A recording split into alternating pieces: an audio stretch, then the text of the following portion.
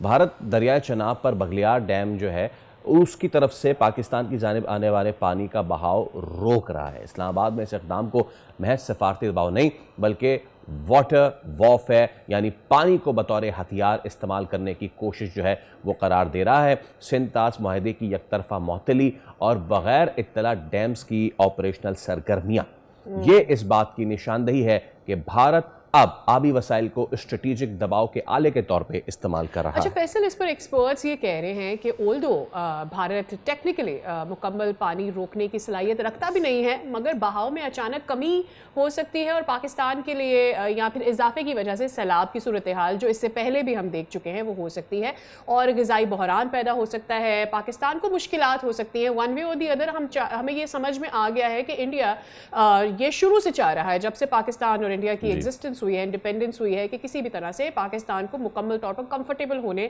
ना दिया जाए। तो इसी मामले पर बात कर लेते हैं। हमारे साथ मौजूद हैं सैयद जमात अली शाह साहब, आप साबिक कमिश्नर हैं इंडस वाटर के। बहुत शुक्रिया जमात साहब। ऑब्वियसली जब हमने इससे पहले सिंध तास मुआहदे को भी हमने देखा कि उसे मुअत्तल किया गया भारत की जानिब से, इंडिविजुअली ये फैसला ले लिया गया और फिर उसके बाद जब सैलाब आए तब भी हमने यही देखा कि उन्होंने चाहा कि पाकिस्तान को किसी तौर से नुकसान पहुंचाया जाए। ओल्दो उनके पास कैपेसिटी नहीं है इतना पानी रखने की, लेकिन ये डैम बनाकर वो पाकिस्तान को क्या कोई नुकसान पहुंचा सकते हैं? बहुत शुक्रिया मोहतरमा। ये भारत ने पिछले मई में जो है ये टीटी जो चल रही थी उसको यकतरफा तौर पर उसको मुअत्तल कर दिया था और सिर्फ मुअत्तल नहीं किया बल्कि ये कहा कि हम पानी पाकिस्तान का बंद कर देंगे जी। और उस पर जाहिर है कि पाकिस्तान और इंडिया दोनों हालत जंग में थे और पाकिस्तान ने उनको इंतबा किया था कि अगर हमारा पानी आप बंद कर देंगे तो हम बाई फोर्स जो है वो पानी लेंगे। अगर कोई भी प्रोजेक्ट आप सिंध तास माहदा के खिलाफ बनाएंगे तो हम उसको तबाह कर देंगे।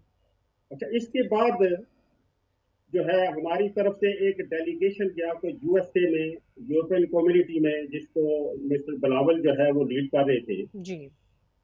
और उसके बाद कोर्ट ऑफ आर्बिट्रेशन और न्यूट्रल एक्सपर्ट जिनके पास हमारे 2 केस ऑलरेडी चल रहे हैं रेजोल्यूशन के लिए, उन्होंने भी ये कहा था कि ये जो हेल्ड इन अबेंस यकतरफा है इसका कोई जवाब नहीं है जी।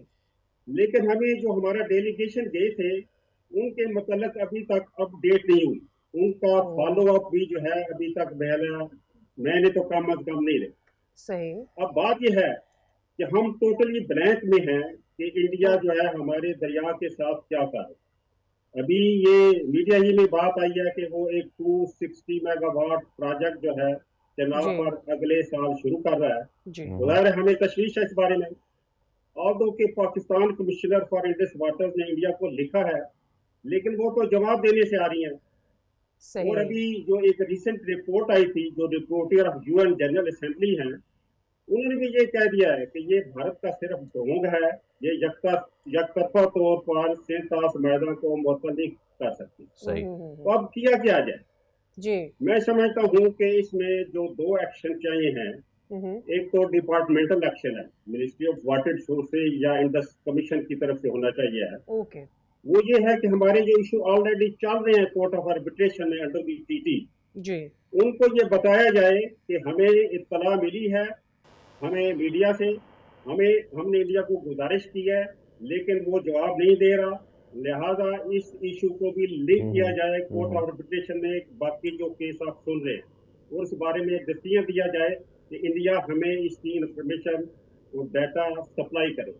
दूसरा मैं समझता हूँ कि अभी हमारे पास काफी जवाब है, हमारे पास काफी मवाद है, काफी इवेंट्स हो चुके हैं, हमने काफी एंडेवर किया है, कोशिश की है, लेकिन इंडिया टेबल पर नहीं आ रहा जी। तो हमें गवर्नमेंट ऑफ पाकिस्तान को इंटरनेशनल कोर्ट ऑफ जस्टिस में जाना चाहिए। उसका फायदा क्या होगा कि इंटरनेशनल कोर्ट ऑफ जस्टिस का फैसला अगर इंडिया नहीं मानता तो पाकिस्तान यूएन जनरल असेंबली में जा सकता है कि इसकी डिसीजन को इम्प्लीमेंट करवाने के लिए। बिल्कुल। अच्छा जमात अली शाह साहब, आपने वो ऑप्शन हमें बताएं कि पाकिस्तान क्या कर सकता है। पाकिस्तान ये भी कहता रहा है कि भाई ये तो अगर कुछ करते हैं तो दिस इज़ वॉर, आप तो बात कर रहे हैं उन ऑप्शंस की जो पाकिस्तान डिप्लोमेटिकली इसको ले सकता है, बट अगर ये कंटिन्यू होता है तो पाकिस्तान इसको कह चुका है ये आबी जारियत है, पानी को बतौर हथियार इस्तेमाल करने की कोशिश है भारत की। तो अगर मजीद मामला एक्सटेंड होता है तो do you see it just a diplomatic thing कि हम सिर्फ जाएंगे और अपने कानूनी ऑप्शन इस्तेमाल करेंगे, या फिर चीज़ इससे आगे बढ़ती दिखाई दे रही जैसे कि मई में हुई? मैं समझता हूँ कि देखिए जी, हमें तमाम जो एंडेवर्स हैं एग्जॉस्ट करने चाहिए। इंटरनेशनल कोर्ट ऑफ जस्टिस का भी, यूएन जनरल असेंबली भी हमें जानना चाहिए है, क्योंकि जो इंटरनेशनल लॉबी होती है वो उनका ये कहना होता है कि एकदम वॉर की तरफ चले गए हैं। जैसे कि इंडिया चला गया तो रिपोर्टर ने उन पर इल्जाम लगाया है कि उन्होंने हमें बताया नहीं, तो लिहाजा हमें ये सारी चीजें उनको बतानी चाहिए। बाकी ये हमारे पास ऑप्शन मौजूद है कि अगर इस तरह का कोई प्रोजेक्ट बनता है तो हमने ऑलरेडी कह चुके हैं कि हम उसको उड़ा देंगे। लेकिन फर्ज करें हमारे पास तो प्रोजेक्ट की नोयत ही हमें मालूम नहीं है कि इसकी नोयत क्या है।